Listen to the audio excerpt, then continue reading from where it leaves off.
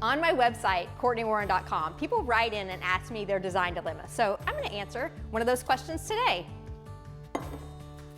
All right, what do we got? Are you wearing a wig or is that your real hair? Oh yeah, okay, it's definitely my real hair. I'm not wearing a wig. So that's funny. Okay, hopefully this is a real question.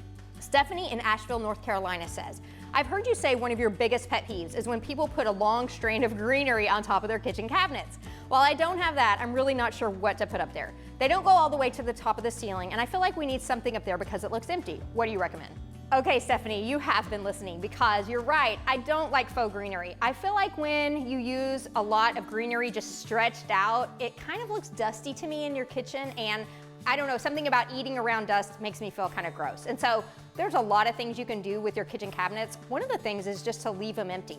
I understand what you're saying. You feel like it's a little too low to leave them empty, but if you have them high enough, you don't have to decorate on top.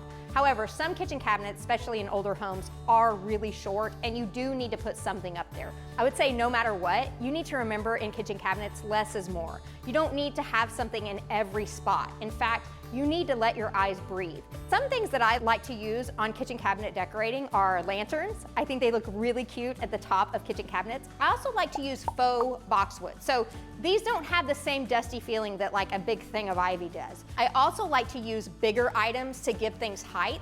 And so if the cabinets are really short, you can bring your eye up by using something tall. And then I think canisters and bread boxes are very cute in a kitchen because they're kind of go with the kitchen theme of cooking. If you have glass in cabinets, I think it looks really good to use some dishes. Those are covered up a little more, so it makes more sense to use dishes up there like you're storing them.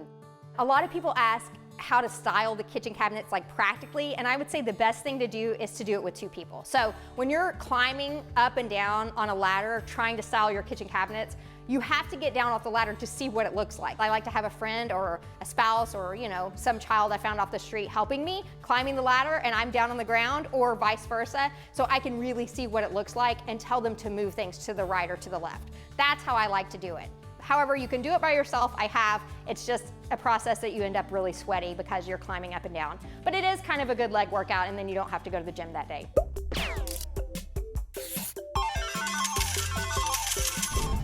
So hopefully these tips will help you know what to style your cabinets with and how to style them.